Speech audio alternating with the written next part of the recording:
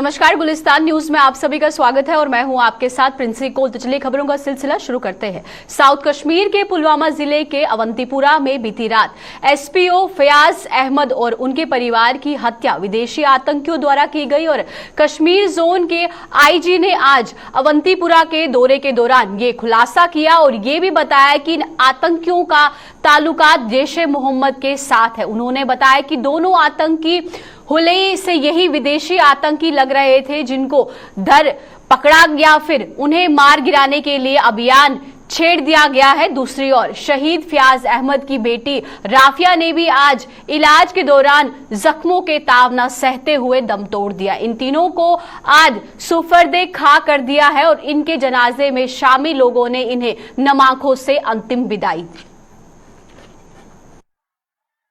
Front पे काम करते हैं, हरदम से टारगेट रेट नई बात नहीं है। जैसा कि इस एरिया में मिलिटेंट का मूवमेंट रहता है, तो रात 2 टेररिस्ट आए और हुलिया से लग रहा था कि एफटी है और उन्होंने हमारे एक एसपीओ पर अंधाधुंध फायर किया। उनकी माँ बेटी उसको बचाने गए, उसको भी फायर किया और तीनों को हॉस्पिटल ले गया, बाद में शहीद हो गए। हम लोग को बहुत दुख है और बहुत जल्दी इसको आइडेंटिफाई करके इसको न्यूट्रलाइज करेंगे। तो कुछ जानकारी मिली किस आउटफिट से है? ऑब्वियसली इस एरिया में जो मूवमेंट जैश-ए-मोहम्मद का है, इस लोकल एरिया में ये जैश का ही होगा।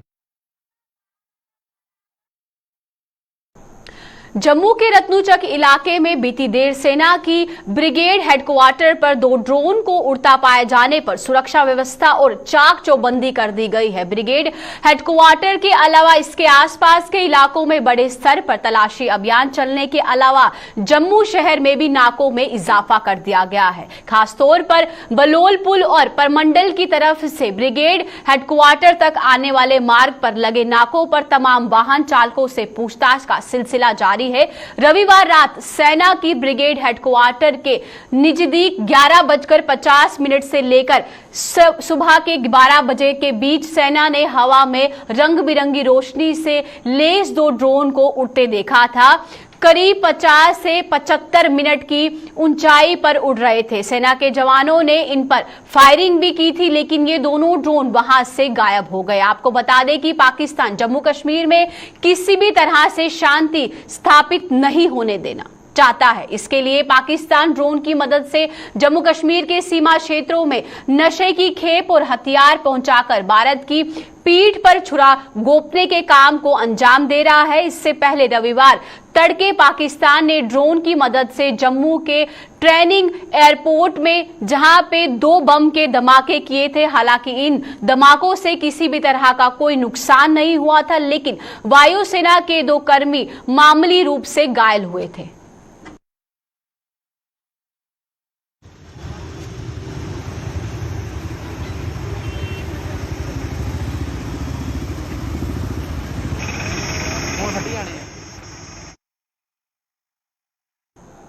राष्ट्रीय बजरंग दल ने पाकिस्तान के ड्रोन प्लान के विरोध में आज जोरदार प्रदर्शन करते हुए उसका झंडा जलाकर प्रदर्शन किया। बजरंग दल ने केंद्र सरकार से पाकिस्तान को सुधारने के लिए अब कड़े कदम उठाने के साथ साथ पाकिस्तान के गुण गाने वाले जम्मू कश्मीर के कुछ नेताओं को भी जेल की सलाखों के पीछे धकेलने की मांग की। मांग कर रहे हैं कि ये पाकिस्तान है, ये जूते की भाषा समझने वाला देश है, ये कभी नहीं सुधरने वाला। लगातार इसकी आतंकवादी गतिविधियां जो है वह जम्मू कश्मीर में बढ़ती जा रही हैं और यहाँ की जो अध्यक्षता है पीडीपी की महबूबा मुफ्ती लगातार पाकिस्तान के समर्थन में खड़ी नजर आ रही है। ऐसे नेताओं को जो घर के बेदी हैं, जो घर के ही जहाँ हिंदुस्तान का खाते हैं और गुण पाकिस्तान का गाते हैं, इन लोग नेताओं को तिहाड़ जेल में होना चाहिए, ना कि यहाँ पे खुला छोड़ना चाहिए। ये हम केंद्र सरकार से ये मांग कर रहे हैं कि पीडीपी की नेता को वहाँ तिहाड़ जेल में वहाँ रखा जाए और पाकिस्तान के ऊपर सख्त से सख्त कार्रवाई करके उसका नस्ताबूद किया जाए। जो उसके अंदर जो आतंकवादी जो उसके अंदर वो चल रहे हैं, कैंप चल रहे हैं, उनको जल्द से जल्द नष्ट किया जाए और इस पाकिस्तान को नक्शे से मिटाया जाए। यही हम केंद्र सरकार से आज मांग कर रहे हैं। दूसरी ओर शिवसेना डोगरा फ्रंट ने जम्मू में पाकिस्तान के खिलाफ प्रदर्शन किया और प्रदर्शन की अगुवाई कर रहे शिवसेना डोगरा फ्रंट के प्रधान अशोक गुप्ता ने कहा कि पाकिस्तान द्वारा ड्रोन से हमले किए जा रहे हैं और घाटी में भी पाकिस्तान अपने नापाक मंसूबों को अंजाम देने के लिए लगातार अपनी गतिविधियां बढ़ा रहा है। उन्होंने प्रधानमंत्री नरेंद्र मोदी से पाकिस्तान को इन घटनाओं के लिए कड़ा सबक सिखाने की मांग की है। हिंदुस्तान के अंदर पहली घटना जब ड्रोनों से बम फेंके गए, एक एसपीओ, उसकी धर्मपत्नी, उसकी बेटी, तीनों को मार दिया गया क्योंकि उसका भाई सेना के अंदर है। और 5 किलो आरडीएक्स, ये 3 घटनाएं 1-2 दिन के अंदर घटी हैं। इसके बाद यहाँ के नेता कश्मीर की पार्टिसिपेशन, शमूलियत कराने की बातें करना चाहते हैं, ये बर्दाश्त नहीं हो रहा। इसलिए मांग करना चाहता हूँ कि ये जो बातें घट रही हैं, पाकिस्तान तभी सुधरेगा, 71-65 की जंग होगी, नानी याद होगा, तब जाके पाकिस्तान सुधरने वाला है। जनरल मानक शाह फिर दोहराना पड़ेगा और 2 लाख कैदी जो उनके बनाए थे पाकिस्तानी 71 और 65 की युद्ध के अंदर, वो बातें जब तक दोहराई नहीं जाएंगी, ये कुत्ते की दुम्ब पाकिस्तान नहीं सुधरेगा। आर करो या पार करो, मोदी जी एक ही बार करो और इन पर हमला करो। कांग्रेस आरएसपुरा जिला ग्रामीण इकाई ने केंद्र सरकार से पाकिस्तान की लगातार बढ़ रही हिमाकत पर नकेल कसने की मांग की है। इकाई ने आज एक बैठक कर जहां अवंतीपुरा में एसपीओ की शहादत और इलाज के दौरान उनकी पत्नी व बेटी की मौत पर रोष जताया, वहीं पाकिस्तान के ड्रोन हमलों पर भी चिंता व्यक्त की। इकाई के प्रधान हरि सिंह ने आतंकियों को कोई धर्म व जाति नहीं है और लिहाजा इनके खिलाफ सख्ती बरतनी चाहिए। और गवर्नमेंट को रिक्वेस्ट करते हैं कि मिलिटेंट्स जहाँ भी हैं, इनका ना कोई धर्म है ना जात है, इन पर कड़ी से कड़ी कार्रवाई करनी चाहिए। और भी जहाँ भी कोई मिलिटेंट है, कांग्रेस हमेशा एंटी मिलिटेंट है। हम ये चाहते हैं कि गवर्नमेंट, अब सेंटर की गवर्नमेंट है, लेफ्टिनेंट गवर्नर की गवर्नमेंट है, जैसे कि होम मिनिस्ट्री के अंदर है, तो हम होम मिनिस्टर साहब को भी अपील करते हैं जहाँ भी मिलिटेंसी है उससे सख्ती से पेश आया जाए ताकि ऐसी बात दोबारा यहाँ पर। SSP traffic rural Jammu Mohan Lal केत के राजौरी पुंछ के दौरे के बाद इन दिनों ही जिले में यातायात नियमों का उल्लंघन करने वालों की शामत आ गई है। पुंछ में ट्रैफिक पुलिस ने ऐसे लोगों के खिलाफ अपनी मुहिम में तेजी ला दी है और पुंछ में आज ट्रैफिक पुलिस ने जगह जगह नाके लगाकर ऐसे लोगों के चालान काटे और कई गाड़ियों को जब्त भी किया है। वहीं इसके अलावा चालकों को एसओपी का पालन कराने के प्रति भी जागरूक किया गया। हमारी स्पेशल ड्राइव है पुंछ सिटी में, हम जॉइंट चलानिंग कर रहे हैं। इसमें जो लोग ट्रैफिक लॉज का वायलेशन कर रहे हैं, सीट बेल्ट नहीं पहन रहे हैं, हेलमेट नहीं पहन रहे हैं, जो गाड़ियां ओवरलोड कर रही हैं, कोविड एसओपी का वायलेशन कर रहे हैं, उनके खिलाफ हम एक्शन कर रहे हैं। लगभग हमने 28 गाड़ियां अभी तक सुबह से अभी तक सीज की हैं जिनके पास डॉक्यूमेंट्स नहीं थे और हम साथ में लोगों को बता रहे हैं कि कोविड एसओपी का पालन करें। गाड़ी में जो लोग बैठते हैं वो मास्क पहने और सोशल डिस्टेंसिंग रखें। लोगों से यही गुजारिश है कि वो ट्रैफिक लॉज का पालन करें, सीट बेल्ट पहने, हेलमेट पहने और सोशल डिस्टेंसिंग रखें। जम्मू में डेंटल सर्जन एसोसिएशन के धरने प्रदर्शन के आज 8वें दिन भी प्रशासन द्वारा उनकी कोई सुध नहीं ली गई। ये लोग डेंटल डॉक्टरों की भर्ती प्रक्रिया को शुरू न करने पर उपराज्यपाल प्रशासन से बेहद खफा नजर आ रहे हैं। और आज हमारा 8th डे है इंडेफिनेट स्ट्राइक का, but this is so disheartening कि अभी तक कोई भी एडमिनिस्ट्रेशन वाला हमें पूछने के लिए नहीं आया हमारी क्या डिमांड्स है क्या नहीं है। एंड हमारी डिमांड्स ये है कि हमारा जेकेपीएससी के थ्रू जल्दी से जल्दी रिक्रूटमेंट किया जाए और हर साल नए डेंटल सर्जन्स जो भी यूजी लेवल पे निकल रहे हैं डेंटल कॉलेज से, उनको भी रिक्रूट किया जाए।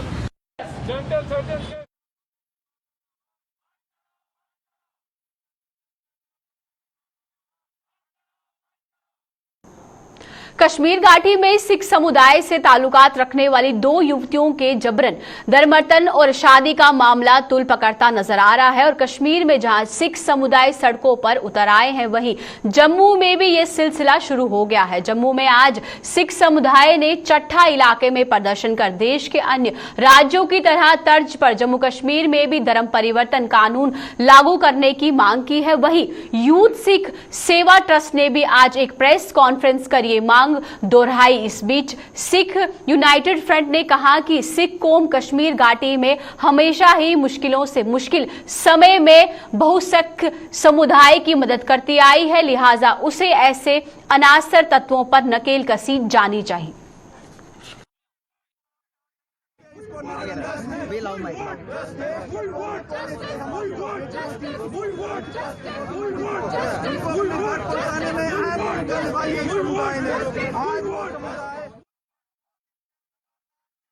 हमारी जो केंद्र की सरकार है उसके लिए कड़ा एक स्टेप उठाना चाहिए, एक पनिशमेंट होनी चाहिए। देखो, अगर हमारा पूरा हम कहते हैं हम सब एक हैं, तो हमारे यहाँ पे अलग अलग कानून क्यों है? अगर यूपी और एमपी पे अगर कोई इंटरकास्ट मैरिज करता है तो उसके पेरेंट का कंसेंट माना जाता है, तो हमारे यहाँ पे भी ऐसा एक रूल बनना चाहिए कि अगर इंटरकास्ट मैरिज होती है तो ये पेरेंट का कंसेंट होना चाहिए। और एक सरासर ये बहुत एक बड़ा मतलब एक हम शर्मनाक हादसा कह सकते हैं कि एक छोटी सी बच्ची को मोटिवेट करके एक 3+ मतलब एक 3 गुना ज्यादा एज के से एक अपील है कि इस चीज के बारे में एडमिनिस्ट्रेशन को स्ट्रिक्ट एक्शन लेने चाहिए। क्योंकि अगर मैं बार बार आपको यही कहूंगी कि हमें कम्युनिटी के खिलाफ नहीं है। आज हमारी कम्युनिटी के साथ हो सकता है, कल हिंदुइज्म में हो सकता है, मुस्लिम के साथ भी हो सकता है, पर हमारे कहने का मतलब है जो गलती करते हैं उन कल्प्रेट्स को पकड़ के पनिश करना चाहिए, ना कि पूरी कम्युनिटी के ऊपर उंगलियां उठानी चाहिए। एक अलग ही तरीके से एक माहौल जो है वो खराब किया जा रहा है, जिसमें जबरन 19 साल की बच्ची को एक 50 साल के बच्चे से जिसका निकाह कराया जाता है, जो सिख कम्युनिटी इस चीज को जो है वो बर्दाश्त नहीं करेगी। हम अब गवर्नमेंट से यही एक अपील करते हैं कि एक एंटी रिलीजियस मैरिज एक्ट जो बाकी स्टेटों में एपी में एमपी में जो लागू किया गया है वो भी जम्मू कश्मीर में किया जाए। तो कश्मीर में है वो पिछले कुछ महीनों से परेशानी में है, क्योंकि कोई शरारती अंसर हमारी बच्चियों को वहां वर्गलाने की और धर्म परिवर्तन की कोशिश कर रहा है। हम ये उन लोगों को बावर कराना चाहते हैं कि उनके बच्चों की हम कश्मीर के बाहर सिख कौम हमेशा हिफाजत करती आई है मुश्किल वक्त में, और आगे भी करेंगे। लेकिन मेजॉरिटी कम्युनिटी कश्मीर में जो है उसमें बेशतर लोग जो हैं वो अमन पसंद और इस्लाम को मानने वाले हैं, और इस्लाम इस चीज की इजाजत नहीं देता। लिहाजा मेजॉरिटी कम्युनिटी से अपील करते हैं कि वो अपने इन शरारती अंसर को काबू में करें, नहीं तो हालात कोई भी करवट लेंगे वो कोई अच्छी अलामत नहीं होगी हमारे भाईचारे और अमन के लिए।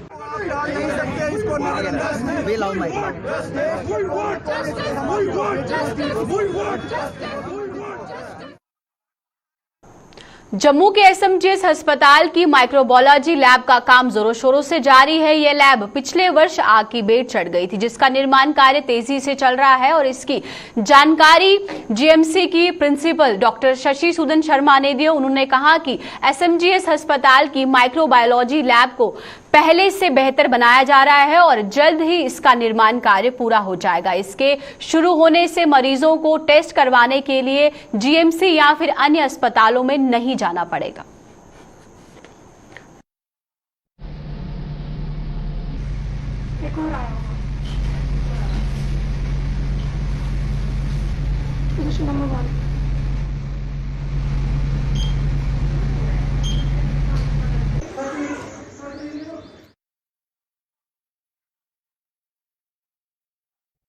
बहुत बड़ा डिसिप्लिन है जिसमें मशीनों का काम कम और ह्यूमन रिसोर्स का काम ज़्यादा है, तो वहाँ ज़रूरी है कि एक हमारे वहाँ का जो एक्सटेंशन काउंटर कहूँगी, हमारा मेन माइक्रोबायोलॉजी डिपार्टमेंट जो है वो पूरे तरीके से काम कर रहा है। कोई स्वास्थ्य सेवा उसमें कम नहीं हुई, कोई टेस्ट कम नहीं हुआ। वहाँ एक एक्सटेंशन काउंटर था हमारा जिधर आग लगी थी, उसको फिर से स्थापित किया जा रहा है, लेकिन वहाँ पे जो रैपिड टेस्ट और जितनी माइक्रोस्कोपी है वो सारा स्टाफ वहाँ पे है, और वो पूरा भी उतर रहा है, और वहाँ पे जो टेस्ट हैं वो सारे जीएमसी में हो रहे हैं, और जल्दी ही जो एक और एडिशनल इंफ्रास्ट्रक्चर हम जैसे पहले था उससे बेहतर वहाँ पे इस्टेब्लिश करें।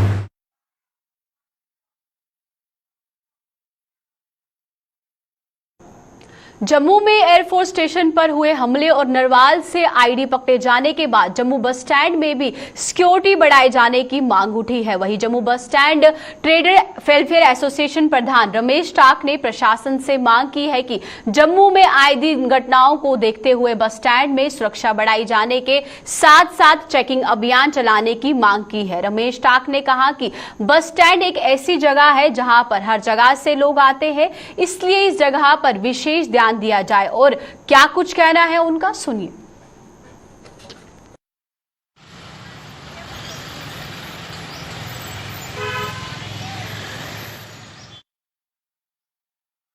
मीडिया के माध्यम से सबसे पहले पुलिस विभाग से ये गुजारिश करूंगा कि थोड़ी सी सख्ती बढ़ानी चाहिए। जिस तरीके से बेमाल में 2 मिलिटेंट पकड़े हैं आईडी के साथ, और जो एयरपोर्ट पे जो 2 ब्लास्ट हुए हैं, और उनके विषय में मैं पुलिस विभाग को बोलूँगा कि थोड़ा सा सतर्क रहें और बस स्टैंड जैसी जो जगह है जहां पर सुरक्षा बढ़ाई जाए और चेकिंग की जाए, और जितने भी रेलवे स्टेशन है, एयरपोर्ट हैं, सारी जगहों पर सिटी में नाका लगाया जाए। हाँ, बात यह है कि सिक्योरिटी के हिसाब से बस स्टैंड एक बहुत सेंसिटिव जगह है जहां हम बैठे हुए हैं। आए दिन जहाँ पे भी ब्लास्ट होते रहते हैं। अभी पिछले साल एक ब्लास्ट जहाँ पे ग्रेनेड अटैक हुआ था, तो इससे 2 लोगों की जान चले गई थी और 7-8 लोग जख्मी हो गए थे। बस स्टैंड एक ऐसी जगह है जो भी जहाँ कोई आता है पहले बस स्टैंड एरिया में आता है, उसके बाद आगे पीछे जाता है।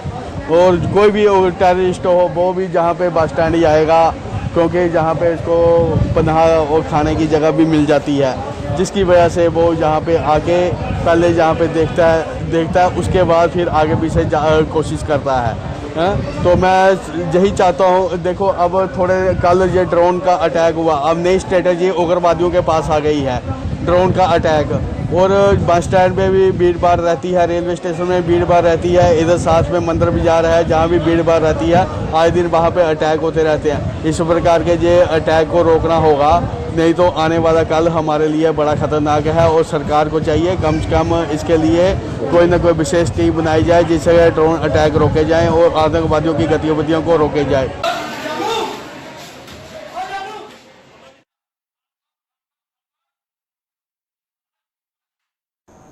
सरकार ने ग्रामीण इलाकों में विकास का नया दौर शुरू करने के उद्देश्य से पंचायत चुनाव करवाए थे, लेकिन पंचायतों के वजूद में आने के बाद भी विकास को लेकर ग्रामीण हलकों से लगातार लोगों की शिकायतें सामने आ रही है। ऐसी ही शिकायत बिश्ना ब्लॉक की पंचायत कनाल के गांव कोठी मोड़ से लोगों की आ रही है। इन लोगों का आरोप है कि विकास के नाम पर यहां पर सरकार ने एक ईंट तक नहीं रखी। आलम यह है कि आज भी इस गांव के लोग बुनियादी सुविधाओं से वंचित है। गांव की गलियों और नालियों की हालत काफी खस्ता है और बिजली का कहीं नामो निशान नहीं। इन लोगों ने यह भी आरोप लगाए हैं कि जहां पे जनप्रतिनिधि उन्हें केवल चुनावों के दौरान ही नजर आते हैं।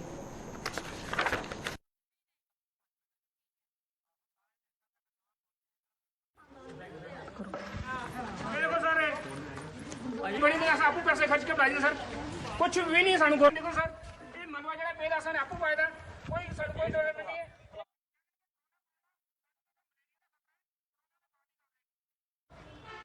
जी दिक्कत ये है कि ये इत्थे ना रोड है, ना नालियां, ना सानू बिजली की कोई फैसिलिटी है, नहीं पानी भी इस टाइम देखो तो अजे तक कोई पानी का कोई अरेंजमेंट नहीं है। जेह्ड़े असें दूए नलके लवाए वो सुक्की गेदे न। हुण एह् दिक्ख लो जेह्ड़ी हालत है साढ़े एरिया दी, नालियां तक नहीं है। जिसलै बारिश होंदियां न ते पानी गोडे गोडे तक होंदा खलोते दा। मेरे मकाने च पिछले तलाब होंदा बने दा, मानसर जाने दी लोकें गी लोड़ गै नहीं है, किद्धर आई जान। चारों साइडे पानी होंदा, मकान मेरा बिच है, जेह्ड़े इन्ना पैसा लाइयै असें नुकसान थोड़ी कराना है। तो अस यही विनती करने हैं कि साढ़े रोड भी होन, नालियां भी होन ते बिजली फैसिलिटी है। सर ये जेह्ड़ा युग जा रहा है ये एकड़ा नहीं है कि मतलब कि केह्ड़े युग च अस जी रहे। ਕਿ ਇੱਥੇ ਪਿਛਲੇ ਕੋਈ 1 ਸਾਲ ਤੋਂ 10 ਸਾਲ ਤੋਂ 15 ਸਾਲ ਤੋਂ ਨਹੀਂ, ਪਿਛਲੇ 50 ਸਾਲ ਤੋਂ ਇੱਥੇ ਗਵਰਨਮੈਂਟ ਦਾ ਇੱਕ ਵੀ ਪੈਸਾ ਨਹੀਂ ਲੱਗਦਾ, 10 ਰੁਪਏ ਤੱਕ ਨਹੀਂ ਲੱਗਦੇ, ਕੋਈ ਵੀ ਕਿਸੇ ਕਿਸਮ ਦੀ ਕੋਈ ਡਿਵੈਲਪਮੈਂਟ ਨਹੀਂ ਹੈ, ਬਿਲਕੁਲ 0% ਹੈ। ਜਿਸ ਕਿਸਮ ਦੀ ਹਾਲਤ ਹੈ, ਜਿਸ ਕਿਸਮ ਦਾ ਅਸੀਂ ਪੰਚ ਸਰਪੰਚ MLA ਤੱਕ ਜਾਂਦੇ ਆ, ਮੈਨੂੰ ਤਾਂ ਇਹ ਲੱਗਦਾ ਕਿ ਕਾਗਜ਼ਾਂ ਸ਼ਾਇਦ ਕਈ ਵਾਰੀ ਬਣ ਕੇ ਤਾਂ ਆਉਣਾ ਰੋਡ, ਪਰ ਹਕੀਕਤ ਇੱਕ ਵਾਰੀ ਵੀ ਨਹੀਂ ਬਣੇਗਾ। ਕਿਸੇ ਕਿਸਮ ਦੀ ਕੋਈ ਵੀ ਫੈਸਿਲਿਟੀ ਨਹੀਂ ਹੈ, ਬਿਜਲੀ ਪਾਣੀ ਕਿਸੇ ਕਿਸਮ ਦੀ ਕੋਈ ਯੋਜਨਾ ਕੋਈ ਕੁਝ ਨਹੀਂ ਹੈ। ਜਿਹੜੀ ਕੋਈ ਸਕੀਮ ਆਉਂਦੀ ਹੈ, ਕੋਈ ਵੀ ਕਿਸੇ ਕਿਸਮ ਦੀ ਸਕੀਮ ਆਉਂਦੀ ਹੈ, ਸਾਡੇ ਤੱਕ ਕੁਝ ਵੀ ਨਹੀਂ ਪਹੁੰਚਦਾ। ਸਾਡੇ ਤੱਕ ਉਹਲੇ ਪਹੁੰਚਦਾ, ਉਹਲੇ ਦੱਸਿਆ ਜਾਂਦਾ ਸਾਨੂੰ ਇਹ ਜਿਹੜਾ ਉਹਦਾ ਟਾਈਮ ਨਿਕਲ ਗਿਆ ਹੁੰਦਾ, ਉਹ ਤਾਂ ਚਲੀ ਗਈ ਸਕੀਮ। ਉਸ ਤੋਂ ਬਾਅਦ ਸਾਨੂੰ ਕੁਝ ਨਹੀਂ ਪਹੁੰਚਦਾ। ਸਾਡੇ ਕੋਲ ਕੋਈ MLA ਕੋਈ ਪੰਚ ਸਰਪੰਚ ਕੋਈ ਨਹੀਂ ਆਉਂਦਾ। ਇੱਥੇ ਆਉਂਦੇ ਤਾਂ ਉਸ ਟਾਈਮ ਤੇ ਆਉਂਦੇ ਜਿਸ ਟਾਈਮ ਤੇ ਉਹਨਾਂ ਨੂੰ ਵੋਟ ਚਾਹੀਦੀ ਹੁੰਦੀ ਹੈ। ਵੋਟ ਲੈਣ ਵਾਸਤੇ ਆਉਂਦੇ ਨੇ, ਬਸ ਵੋਟ ਲੈਣ। ਅਸੀਂ 15 ਦਿਨਾਂ ਬਾਅਦ, ਅਸੀਂ ਮਹੀਨੇ ਬਾਅਦ ਤੁਹਾਡਾ ਕੰਮ ਕਰ ਦੇਂਗੇ, ਉਸ ਤੋਂ ਬਾਅਦ ਉਹ ਨਜ਼ਰ ਹੀ ਨਹੀਂ ਆਉਂਦੇ ਕਿਤੇ। ਸਰ ਪਰੇਸ਼ਾਨੀ ਇੱਕੋ ਹੈ ਤੇ ਅਸੀਂ ਦੱਸ ਚ ਇਸ ਏਰੀਆ ਚ ਮੈਂ ਕਹੀ ਇੱਕ ਵੀ ਕੋਈ ਫੈਸਿਲਿਟੀ ਸਾਨੂੰ ਅਜੇ ਤੱਕ ਲੱਭੀ ਉਹ ਨਹੀਂ ਲੱਭੀ ਹੈ। ਠੀਕ ਹੈ, ਇਹ ਆਪਣੇ 15-20 ਸਾਲ ਹੈ, ਮੈਂ 11 ਸਾਲ ਚ ਵੀ ਇੱਥੇ ਇੱਕ ਚੇਂਜ ਬਿਲਕੁਲ ਵੀ ਹੁੰਦੇ। ਇਹ ਇੰਡਸਟਰੀਅਲ ਏਰੀਆ ਸਾਡੇ ਬਿਲਕੁਲ ਕਰਨੇ ਪੈਂਦਾ, ਲੇਕਿਨ ਤਾਂ ਵੀ ਇਸ ਏਰੀਆ ਚ ਬਿਲਕੁਲ ਵੀ ਡਿਵੈਲਪਮੈਂਟ ਨਹੀਂ ਹੈ। ਅਗਰ ਸਾਨੂੰ ਚਲੋ ਪਹਿਲੇ ਆਖਦੇ ਸੀ ਸਾਡੇ ਕੋਲ ਰਸਤਾ ਨਹੀਂ ਹੈ, ਹੁਣ ਸਾਰੇ ਸਾਨੂੰ ਰਸਤਾ ਮਿਲਿਆ, ਲੇਕਿਨ ਇਹਦੇ ਵਿੱਚ ਨਾ ਕੋਈ ਨੇ ਮਲਵਾ ਸੁਟਾਇਆ, ਨਾ ਕਿਸੇ ਨੇ ਕੋਈ ਤਰ੍ਹਾਂ ਦਾ ਉਹ ਆਇਆ। ਅਸੀਂ ਸਰਪੰਚ ਸਾਹਿਬ ਵਾਲਾ ਹੀ ਸੱਦਿਆ, ਲੇਕਿਨ ਸਰਪੰਚ ਸਾਹਿਬ ਵਾਲਾ ਨੇ ਆਖਿਆ ਕਿ ਤੁਹਾਨੂੰ 22 ਤਰੀਕ ਕੰਮ ਲੱਗ ਜਾਣਾ। ਅੱਜ 27 ਤਰੀਕ ਹੋਈ, ਮੈਂ ਡੇਲੀ ਫੋਨ ਕਰਾਈਆਂ। ਇਹਦੇ ਵਿੱਚ ਡੇਲੀ ਦੇਖਿਓ ਕਿੰਨੇ ਵਾਰੀ ਮੈਂ ਡਾਇਲ ਕੀਤਾ ਕਾਲ, ਨਾ ਉਹ ਰਿਸੀਵ ਕਰਦੇ, ਨਾ ਚੁੱਕਦੇ, ਨਾ ਕੋਈ ਗੱਲ ਕਰਦੇ। ਦੂਸਰੀ ਚੀਜ਼ ਇਹ ਹੈ ਕਿ ਦੇਖੋ ਜੇ ਜਿਸਲੇ ਬੋਰਡ ਲੈਣੇ ਹੁੰਦੇ ਆ ਤੇ ਇਹ ਸਭ ਇੱਥੇ ਆਂਦੇ ਤਾਂ ਸਾਨੂੰ MLA ਵੀ ਪਤਾ ਲੱਗਦਾ, ਸਰਪੰਚ ਵੀ ਪਤਾ ਲੱਗਦਾ, ਸਾਰੇ ਪਤਾ ਲੱਗਦੇ। ਤੇ ਲੇਕਿਨ ਜਿਸਲੇ ਕੰਮ ਕਰਵਾਣੇ ਬਾਰੀ ਹੁੰਦੀ ਤੇ ਅੱਜ ਆਇਓ ਕੱਲ ਆਇਓ, ਅਸ ਹੱਥ ਜੋੜੀ ਹੁੰਨੇ ਆ ਤੇ ਇਹ ਸਭ ਸੋਚਦੇ ਕਿ ਸਾਨੂੰ ਮਤਲਬ ਕਿ ਕੋਈ ਡਰ ਨਹੀਂ ਹੈ, ਕੋਈ ਖਤਰਾ ਨਹੀਂ ਹੈ। ਉਸ ਦਿਨ ਮੈਂ ਵੀਡੀਓ ਬਣਾ ਦੀ, ਮੈਂ ਸਰ ਸਬੂਤ ਦਿਓ।